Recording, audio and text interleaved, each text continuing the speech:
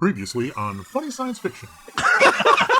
One moment you're fine, and the next minute there's just a gnome going up where a gnome should be. And Welcome to the Funny Science Fiction Podcast.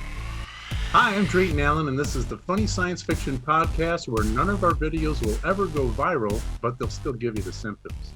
Brought to you by our charity sponsor, the Red Shirt Widows and Orphans Fund. Remember, it hasn't happened yet, but someday we'll explore space, and the brave men and women who wear the red shirts will be brutally murdered by hostile aliens or killed by stupid engineering mistakes based on bad science. Imagine the comfort you'll give crewman number 7, knowing that when he puts on that red shirt and gets eaten by the hideous lizard alien thingy on Janus 7, 19 minutes into episode 28, that he didn't leave his family destitute. So please remember to give. This week, we'll be voicing an interview with voiceover master extraordinaire, KeithSilverstein, who is known for his voice work in movies like Captain Gantu from Lilo and Stitch, video games like Torbjörn from Overwatch, and the word on the street says that you are also Ziggy, the rapping Zebrasaurus. Thank you for being on our podcast, and we hope that it won't be a career disaster like it was for us. Thanks for having me. We're very glad to have you here. Happy to be here. Ziggy, the rapping Zebrasaurus himself. Are you guys big Sesame Street fans? Well, I showed it to my daughter. She loved it. Nice. So good work. You Excellent. succeeded. Excellent. Back in the day when my kids were younger, that was pretty big in the house, but 13 they kind of lost interest, you know what I mean? Yeah, I make sure my daughters see everything that I do that is appropriate for them. That way they'll just think I was all over the place doing all kinds. I was on every show. There you go. They have no control yet. They're too young. So, So I have our starting question here. It's one that's much debated, Ooh. probably even a touchy subject. Who knows? But maybe Torbjörn knows. So why don't you buy the pig while it's still in the bag? And why should you not get caught with your beard in a letterbox? People always underestimate the engineers. Build them up, pray come down. Well, you can't. My day is done. I'm good. You can't buy the pig in the bag. You've got to check the pig. You've got to look at it, check its teeth, make sure it's healthy, that sort of thing. And people have lots of different ideas about getting your beard caught in the letterbox. I always thought I didn't look it up. I always thought it was more like pay attention to what you're doing, even the simple tasks, even the menial jobs, you know. But somebody brought something else up once that I can't remember now, but it made sense. I was like, huh. So if you guys have ideas of what you think don't get your beard caught in the letterboxes, I mean, let me know. Well, I would think, especially for a little person, when you go to put a letter in the post box, back in the old days, they were on a post and they were a little box and they had a flap, heavy metal flap. So if you weren't careful, I would assume that it could get caught in there and be very painful. So you think it's actually just good advice? That's good advice. Like it's just hey guys, be careful. There is because no. if you're small, you know what I mean? Just yeah. There is no hidden meaning. There's nothing deeper. It is just literally, hey, this happened to me once. Right. Guys, be careful. Disclosure here, my brother-in-law was one of the Munchkins in the new Return to Oz, or what was it called? The Oz the Great and Powerful. Mm-hmm. So have some experience with being at height restrictions in the family. Right. Advice for the short. Yes. There you go. There we go. That's New what podcast. Torbs is all about. There you go. So, speaking of the pig in the bag, you obviously must have purchased and later regretted. Our admin Deb, she'd like to know. She's our assistant on the side taking notes. I personally, and I resonated with this question because I have a specific voice I use for all my pets. They're too embarrassing for me to do, but but I have a voice that I give that I give my pets, and stuff, and I only talk to them in that voice. I don't know why. It's just one of those things. What pets do you have? I don't know if you have any pets or ever had pets, but do you give them voices? Do you use a voice with your pets? Well, let me first off ask you, when you say a voice for your pets, do you mean a voice that you talk to your pets with? Yeah. Like, yeah. oh, or do you mean that you talk for them, like in Frozen? I want to know both. So to answer your question, yes. Of course. I don't have any pets. I grew up with pets. Okay. We had cats and dogs and the whole thing. And as an adult, I have decided, responsibility wise, kids are more than enough for me. Right? They are the most expensive pets. Yes. They are, and they love pets, and we play with other family members' pets, and we love animals. They want pets, and I'm like, grow up. I'm evil. It's the one evil dad thing that I do, where I'm like, you can grow up and get your own pets. So, yeah. Whereas me, every animal I see, every dog I see in public, I'm like, oh, it's a puppy. Oh, yeah, my wife just loves it. Do you think the dogs are like, this guy again? You know, they're nice to me. I figure they're like, oh, look at his back. That must be weird for them, though. Like that most people are like, here, boy, come here. Hey. And every once in a while, I don't know, 10% of us are like, like,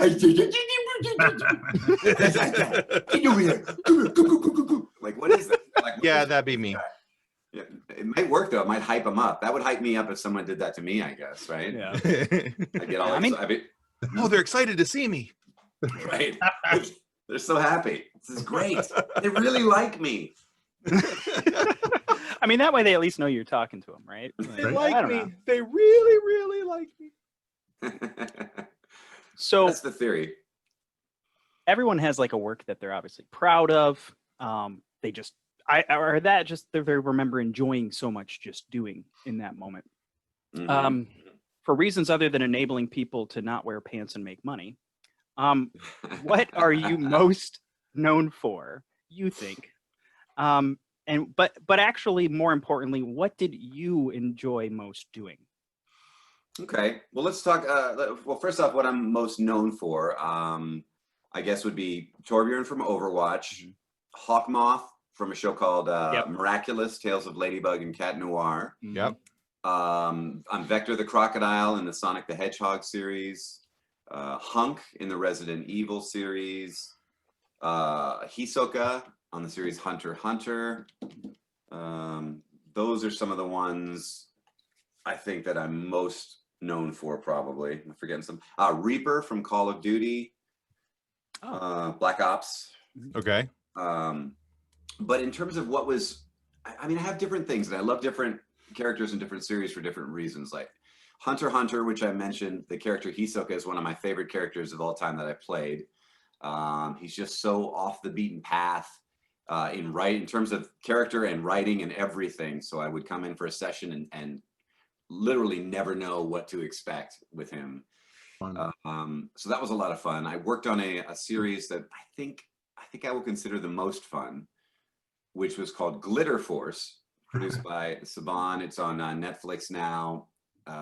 They repurposed an older anime and rewrote parts of it, but it was a real fun series, and it's one of the few series where they actually let me play. There's 4 main villains throughout the series, and they let me play the 3 male of the 4 villains. So I got to constantly argue with myself, which was so much fun. And not only that, it was the sessions were we were encouraged to improv. Mary Elizabeth McGlynn directed, and we were able to improv. I mean, not so much that it disturbs progress, but they kept a high percentage of the things that not just myself, but lots of the actors. I can just listen and tell things that were added in by the actors that are hilarious, and it's nice to. You can't always have that kind of creative input. You just can't. Yeah. Some series don't allow for that. Period.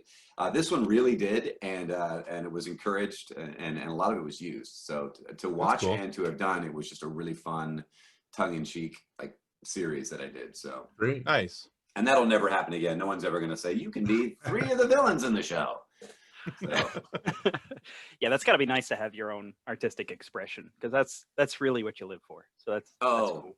Oh man, I had a lot, and they were really fun. It's a very broad show too, in terms of the characters and stuff. And the girls are very goody two shoes, you know, very happy puppies and sunshine. So the bad guys are, you know, like Ulrich is way down here, and he's very evil all the time, very aggressive, and wants to take over and create bad things. And then Brutus, not as smart as he is, of course, he's a big ogre, and he's like this, so he's the butt of a lot of the jokes, but he doesn't get it. And then there's Joker, and Joker's more the one who's in charge, because he's the only one who has brains. I love it. Nice. And the back and forth with those guys is phenomenal. It's a lot of fun. So I'm sure it's hard to keep track sometimes. Like who you're like, you probably accidentally like start as, you ever like accidentally start as like the Joker, and then you're like, oh yeah, that's right, I was doing this voice. Oh, we gotta reshoot it, like kind of thing. yeah, every once in a while that does happen. Thank God for references. Like, I mean, when you go in for a session, because sometimes it can be as long as 10 years, which is uncommon, but it has happened, between when they call you back and then say, like, I've done a series and then they rebooted a series like 10 years later, and you're like, you got something for me to hear? Wow. Yeah, that would be. But if you have a lot of sessions even in a week or a month, you know, and you're coming back once a month, sometimes I spent an hour a month ago on this character, play me a little something, please. Right. Be able to hear it back. Yes, Yeah. it's not uncommon. Maybe some people are better with that. I like to, the more far out the voice is, further from my natural voice, less subtle, the more likely I am to remember it. But if it's a subtlety, you know, I'm less likely to have it right on the top of my head. Makes sense. Actually, it's funny, this topic, I got this, it came up with one of the interviews we did with Guy Sklanders when we hosted his interview. He did some just minor voice work for Star Trek mod. And, you know, I've even obviously had my voice recorded, you know, a number of times. But I go back and I listen, and I tend to be my own biggest critic. Do you find yourself criticizing your voice? Hard to listen to shows, or hard to play a game that's hearing your voice all the time, or do you actually enjoy it? You know, you know, it's funny. So if I'm watching a show or a game or something, generally speaking, I can sit back and enjoy it. Now, I am critical in terms of my acting. So if I'm not happy with a line or a performance in general, or it's been a lot of years and I'm like, oh, why did I make those choices? Those were terrible choices. That can grate on me. But what I can't stand is behind the camera talk.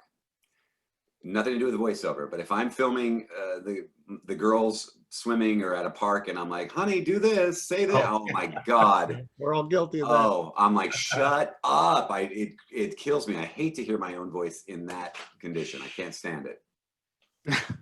It's weird, but for that, in a commercial, I'm like, hey, that's me. But behind the camera, I'm like, oh, just be a cameraman. Shut up. Stop talking. I want to hear what they have to say. It's not about you. So I came from like a drama background a little bit. I was in some plays and yada yada. I love Yada Yada. Yada Yada is one of my favorite plays. Great play, great production. I played Sparky in the original production of Yada Yada. Oh. Yeah, just off Broadway. Didn't even That's see. Awesome. Yeah. So, you know, obviously acting is a difficult skill to accomplish well. However, voice acting, you know, people don't usually see you. Do you think that in general you'd make a good actor, or do you feel that voice acting is just where it's at? They're not mutually exclusive. No, for me, voice acting is where it's at. When I was younger, I wanted to do on-camera stuff, and I kind of stumbled into voiceover. Now, 20 years into it, I gotta say, I have such respect for on-camera actors, because I have not exercised those muscles. Oh, yeah. I mean, at all. I mean, all of it. Even just the memorization, like that is unbelievable to me. So nowadays, when you're doing like motion capture, and some actors are really, really good at that because they have an acting background, they have a theater background, and or they still do on-camera stuff. And so memorizing the whole thing, blocking everything, they're like, I got it. Me, I'm very uncomfortable with that. I have no idea what my brain can still maintain at this point.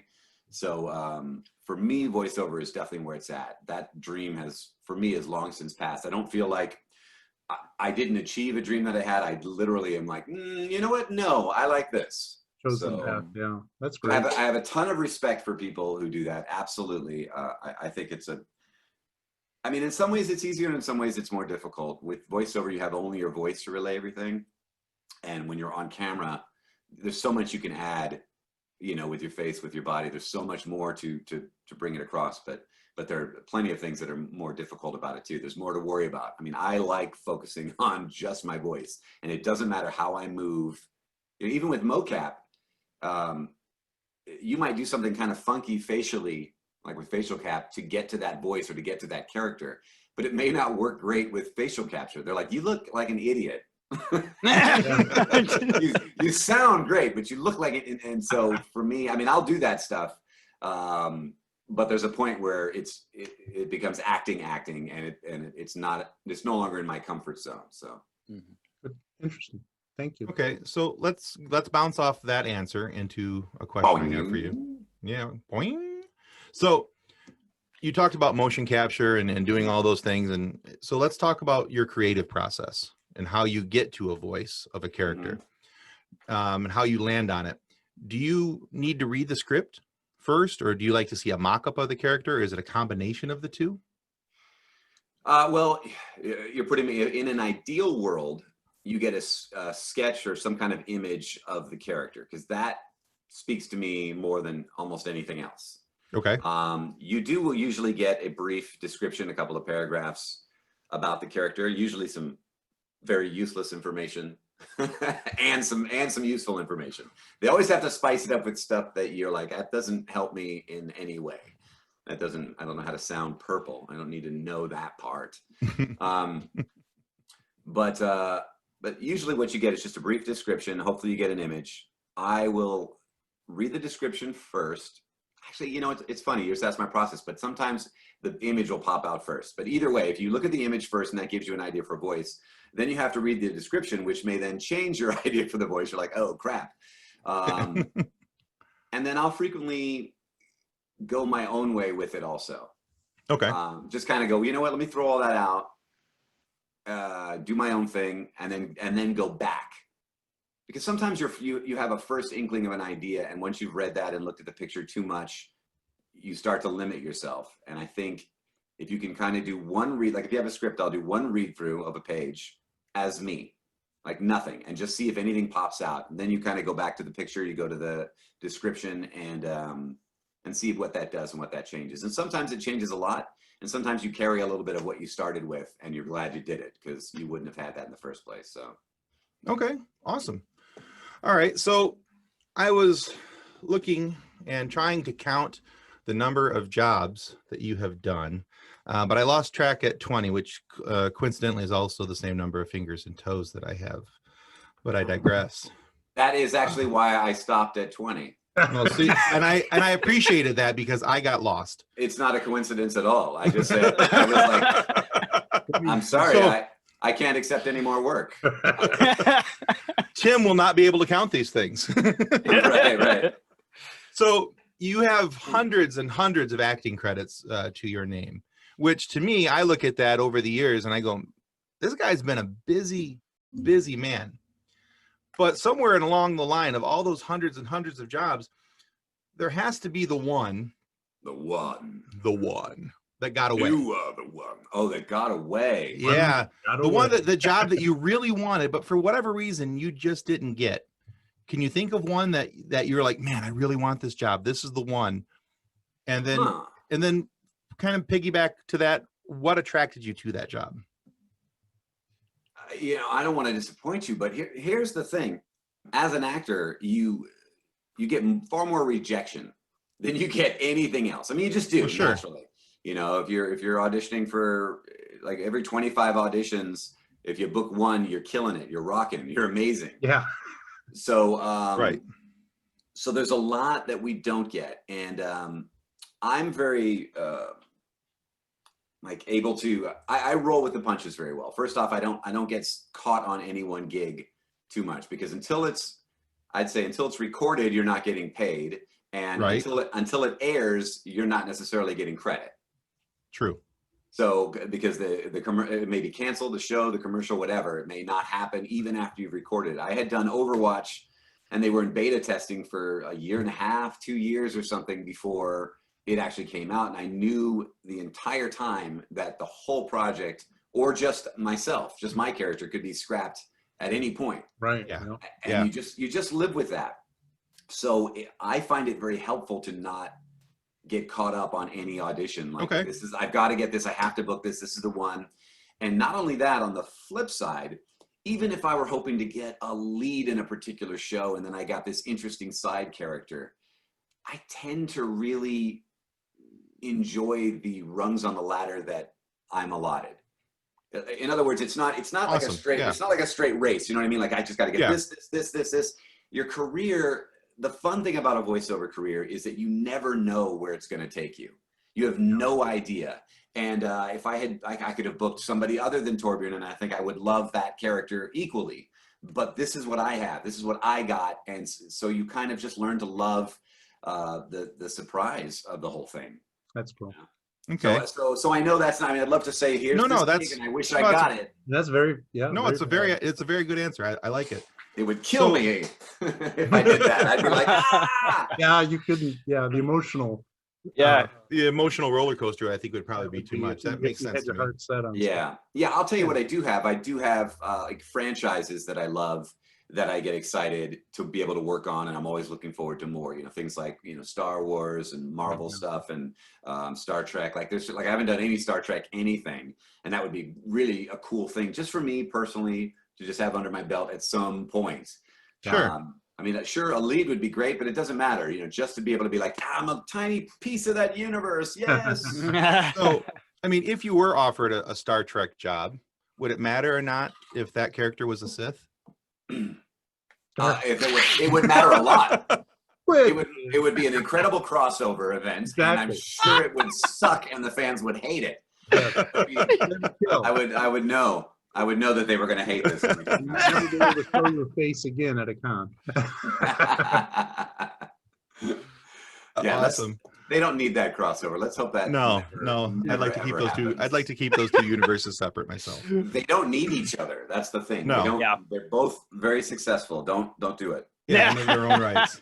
Yeah. So, in a completely different direction, I noticed on Twitter that you were excited to get a copy of Bat Dance by the Purple One.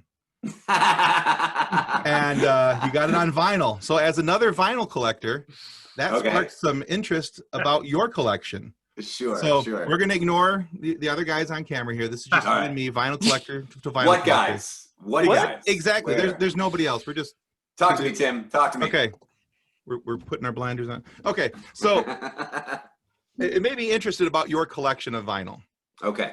So how extensive is your collection, and what are you listening to it on? Oh, man, it's funny.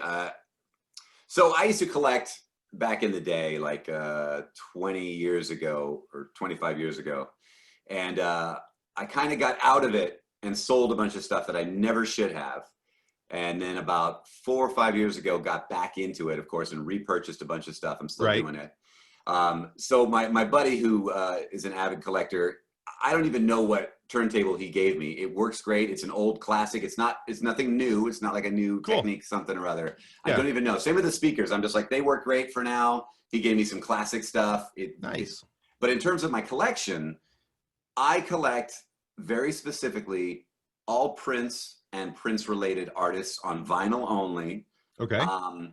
And I have somewhere over 1,000, I don't know how many, somewhere 1,000, 1,300, 1,500 records, something like that. And I collect everything. So you're talking about, promotional records, test pressings, vinyl from all over the world, whether it's from Japan or Australia, anything that, even if the only difference on the album is that it says made in Canada, I've got to have a copy of that in near better condition. So when you say Prince related, do you mean artists that were tied to Prince, like Morris Day and the Time, Kevin Campbell, guys like that? Sheila E. Anything, any song that he ever wrote So if you obvious one like Sinead O'Connor, Sure. Nothing Compares to You. Like I have that single Manic Monday. I have it from lots of different countries. So Okay, cool. Anything. Those the more well-known ones, the lesser-known ones, and. All right. Well, that leads me into my next question for you because, well, no, that it was a perfect setup and you didn't even know it. So kudos to you. You get like like a gold star of the interview. So what? I know, right? I'll take it. For every collector, there's they have a gem in their pile that if they talk to anybody about their vinyl collection, they go, "You're never going to believe what I found." So for me, that is an original release of the Beatles' Sgt. Pepper's Lonely Hearts Club Band with the cutout poster still intact inside of the album. I found it at a thrift shop, and I about peed myself right then and there. I'm a huge Beatles fan. I've been a Beatles fan since I was like 12 years old. That's awesome. So that's mine. Whenever I talk to somebody about my vinyl collection, they're like, "Hey, what's your favorite album?" I'm like, "It's this one. It's this one right here. Look how cool this is." That's pretty awesome. So yeah, that's mine. What's your hidden gem? Okay. There are lots that I'm still, that are still, golden things to achieve. But one of the cooler items that I have that I like, just because the little story behind it, it's an artist named Mika Paris, and she covered one of Prince's songs called "If I Love You Tonight." And what happened was in the UK, they pressed up about 200 promotional DJ promo albums, these 12 inches with like 6 different versions of the song. And nobody knows for sure how this happened, but somehow one of the tracks on that vinyl is actually Prince's demo of the song with Prince singing. Oh, wow. And this was a song he had never released. Now it's not remastered. It sounds like a demo on the vinyl. So very rough. It's very rough. You can totally hear it. It's him. And that was released, and it was given out to they say maybe 200 to 500 of these were made or something like that. No one's exactly sure. The company realized the error of their ways. They contacted all the DJs, and rumor is they got all but somewhere between 50 and 100 of them back. So there's 50 or 200 of these things floating around. It's not a it's worth some money. It's not like the Black Album. It's not like that thing that's worth like a ton of money, but it's it's worth from like $400 to $1,000. But it's a very, very cool piece just because of that story. I mean, there's no other example of that happening that I know of with Prince, at least. So yeah, but to a collector, that's a priceless item. Doesn't matter what the monetary value is. Exactly. It's a very, very cool thing. So so that's one that you have. Then that's awesome. I do have a copy of that. Yes. Wow. Yeah. All right. Well done, you. Sci-fi forever. Yeah. There you go. All right, and there's a robot on the cover. There's not a robot on the cover. So anyways, I was looking through your tweets too, and I saw you're a family man. And now when my kids are growing up, of course, motivating them to do the things that you need to have kids do, whether it's like, plow the fields, clean. Wait a minute, what are you talking about? All the time. Wash the car. Yeah, right. Yeah. No, but whatever it is. So I just wondered if your voice talents come into to help out sometimes to get your kids motivated to do stuff. Do you ever try to make use of that to try to, make it more fun? All the time, constantly. I mean, that's what it's for. It's for making it more fun. I think if they're not, I don't use it when they're upset. It doesn't help. No. I can just imagine you trying to comfort a child in Torbjörn's voice. It'll be okay. Hello. No. It very much comes in handy for story time, of course. Oh, I'm sure. Yeah. Well, I was just thinking too, along with that, I was trying to imagine, how do you explain to your kids what you do? Daddy talks silly and people pay him money. How do you explain your job to your kids? Or of course, when you're growing up, they think everybody's dad does that. That's funny. I'm really lucky. See, my son, I started my career. Well, he was pretty young too. So my son, who's now 23, was never impressed. Never. I don't mean with anything in life. I just mean with voiceover. Like it was like whatever. The best I ever got from him, the best. This is the pinnacle of my career for him. Is Right. I went to go pick him up from school, and he was hanging out with 2 other kids, and he goes, "Hey, Dad, what's that one character you did in the like the zombie game thing? Yeah. Hunk from Resident Evil? Oh yeah, Hunk from Resident Evil." That was the ultimate. Got you some real credit there. I slept like a baby that night because that was the best I've ever gotten from him. Like My boy's so proud of me. Now, granted, I didn't hear the conversation before I got there, and it could have been, guys, my dad's a total dork. He's in this, oh, hey, Dad, what's that one game? So I don't know how it started, you know? Right. No, just finish on the high side. It was all good. Yeah, finish on the high side. Finish on the high totally. side. I'm going to take it as a You're going compliment. to take it that way. And It's the a win. girls, my girls, they love it. They appreciate it. They actually like a lot of the shows. I'm very lucky because a lot of the shows they actually like. I might bring something to them, and they're not going to like it just because I'm in it. They're going to like it because they like it. And if they like it and I'm in it, it's a bonus for them. They dig that. And luckily, a bunch of the shows, they've had a lot of shows that they got into, at least for a short while or a long while, that were shows that I worked on. So they think it's cool. Even my 5-year-old gets it. She'll ask me if that's me when she's watching something. She can pick me out in all the, in most things that are age appropriate, of course. Of course. Yeah. I'm sure they could pick me out in that other stuff too, but they're just not going to get the opportunity. Fair enough. Well, that's great. And I was thinking too, because I was looking back at some of your earlier interviews and the things that were written up about you, and you gave this experience in the one about when you were a kid, taking the old cassette recorder and doing the voiceovers for Betamax movies. So I remember those days. I'm just a little bit older than you, but that made me think about, going back in my own childhood and thinking about some of the classic animated stuff. And and if as a voice actor, if you could pick like one role for all time that would have been a blast, or you think would have been awesome to do, that you would have loved to have done, what would that be? I would have loved to have done. Well, I got to do, some of them I've gotten to do, strangely. Right. Yeah. I mean, like I'm a big fan of Lupin the Third, for example, and I watched a lot of Lupin anime.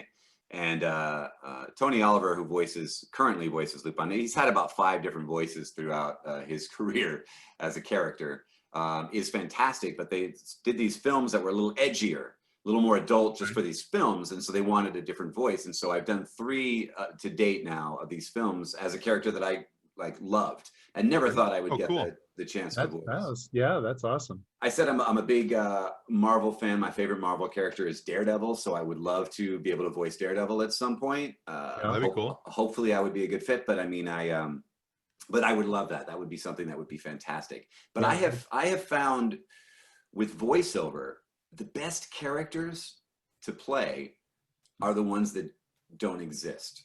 And I say that because I don't even mean it in a creative, artsy way. You can go down that road too. But in terms of, if I said to you, I got to play the Joker, what an iconic role. That's so great. You guys would go, that's awesome. Mark Hamill's better. Or whatever your opinion happened to be. But that'd be a tough measuring stick. I would be one of 150 people who have played the Joker, which is a great thing to be. And I am not in the slightest knocking that. But how cool is it Tom Kenny gets to say, I'm SpongeBob SquarePants, and you don't go, oh, which version are you? Which one are you?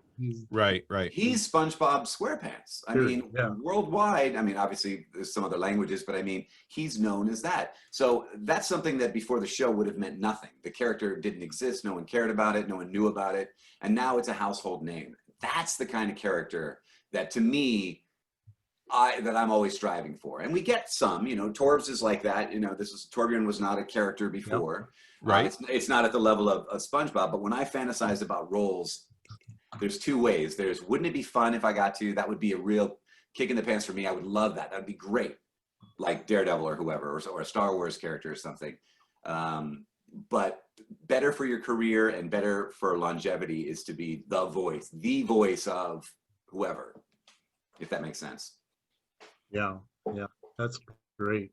For sure. And I had another thing I was thinking about, because our Facebook group that we that was kind of the basis for this podcast is called Funny Science Fiction. So we're all about funny and fun, and I know you do a lot of villains, so it gave me the idea, which is more challenging, a funny voice, or being funny, or being a villain? More challenging. I think probably being funny, I think is more challenging. I mean, hopefully you have a little bit of you have some comedy chops to start, makes it a bit easier to do comedy. But I mean, when you're doing comedy, you're very specifically looking for a reaction. You want the audience to, at minimum, be pleased, if not to laugh out loud and enjoy it. When you're playing a villain, and even if you're doing anything scary, you have time for that to build. You have the suspense, the music, you have everything to help that build. And plus, there's different kinds of villains. There's villains that just kind of are over the top. There are ones that are overtly scary. There are ones that are kind of quiet and suspenseful, and they let the plot scare you, like what their actions are what are so scary. So I mean, I don't think there's the same pressure on, like, you need to hit this joke, and this joke needs to land right here on this line, and then it needs to land on the next line. And then you're setting up for somebody else, and then the next line you got to bring it home. So I think there's a little more pressure with, like, do it right. It's got to be this way, or it's not funny. When funny goes wrong, it dies. Right. And it's hard. I mean, not that every villain you play would be, Oscar worthy or Emmy worthy, but I mean, I think it's easier to not fall flat on your face playing a villain or playing anything serious as opposed to comedy. Yeah, well, great. And that's why my wife and I kind of grew up with the Muppets, and even as adults, we enjoy the Muppets, and they had such great voice work for those, and of course puppeteering, and I always admire the fact that they can be so consistently funny with what they do. And I just a shout out to the do you ever want to do a Muppet? Well, I don't know that I'd ever get the opportunity, because those are usually puppeteers who are doing the voices. But yeah, I'd love to work on something like Muppet Babies or something like that. An animated series would be fantastic. I'm a huge fan of the Muppets, so yeah, that'd be awesome. Yeah, that would be a huge one to be able to do that. And I'd have to buy that Muppet toy. Yeah. Display it behind me. Absolutely. Very important. Yeah. So I had thought of a little activity for us, and if you're game, you can always say no. No, okay. Show's over. Well, it was nice meeting everybody. All right, we go. Thanks, guys. Thanks a lot. I'm gonna go get my coffee. Nick, you've been great. There's something that's been bothering. Nick's our shadow mage in the background. He's our sound guy. So there's something kind of been bothering me a long time. You're the guy to solve this problem. I really think you are. We have that big Facebook group, and we're bombarded by hundreds of funny memes every week. And most of the memes are, of course, since we're sci-fi, we get Picard and Data and Vader and Obi-Wan. And we all know what they sound like. So that got me thinking, there are some mainstream memes without a voice. I'm thinking like Philosoraptor, Ermagerd Girl, and Grumpy Cat, Good Guy Greg. What would they sound like if they could talk? And I thought, well, we give you that opportunity to establish the voices for some of these memes. Would you like to do that? I think we have to. Memes are great, but they've kind of evaded me. Like I'm like memes. What? My daughter's always like, look at this meme. Yeah. And I'm the guy that's like, well, I mean, if I see one and it's funny, cool. But then you get deep. So some of these may be very deep, and I'll be like, what does this mean? Right. So let's bring up, speaking of deep, let's bring up Philosoraptor first, which is, there you go. And there he is. So I don't know, can you see that okay? I can. It's a Philosoraptor. I get this one. Sure. Yeah. So this is a popular meme that he's always making some deep statement. So now I want to have a voice to go with him when I read his meme. Okay, sure. Put you on the spot here. Okay? All right, let's go for it. Sure.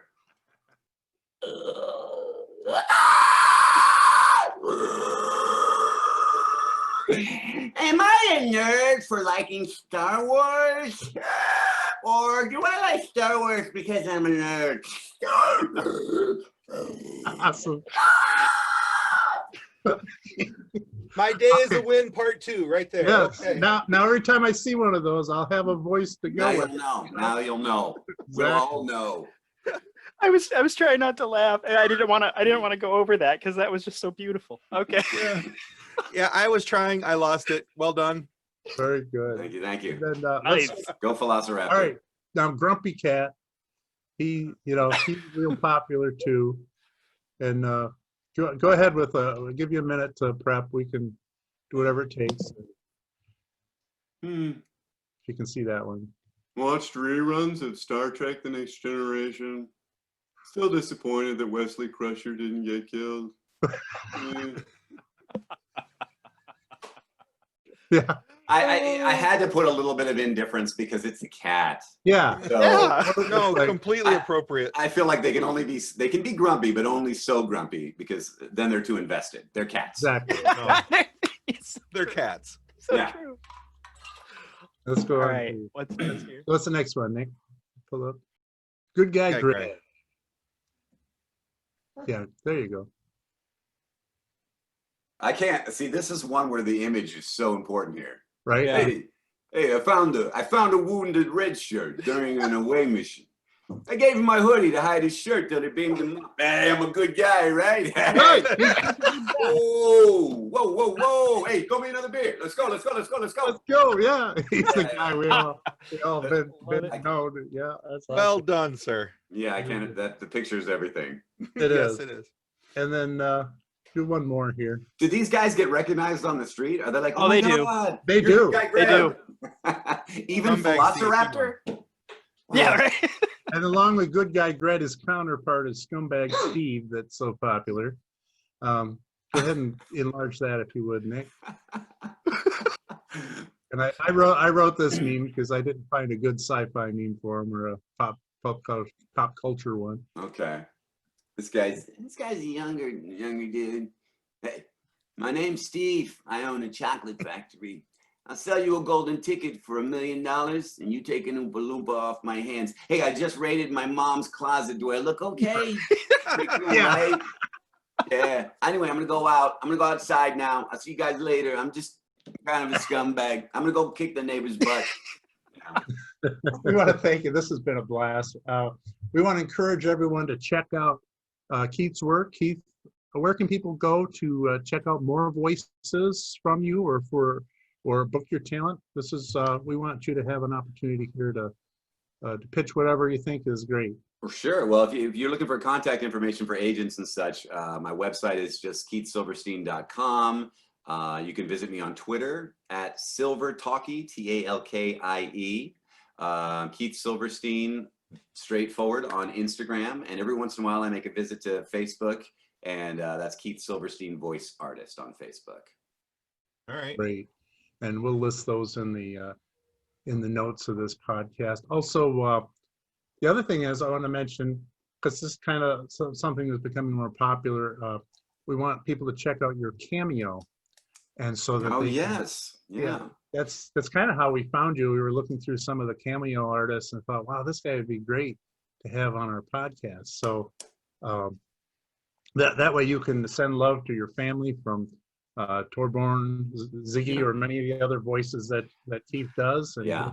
Let's face it. Nobody's gonna cameo to hear Ziggy the rapping Zebrasaurus. Oh man. Well, I don't never know. You know? I don't think it's gonna happen. I listen. I'm happy for that to happen, but I don't think it will.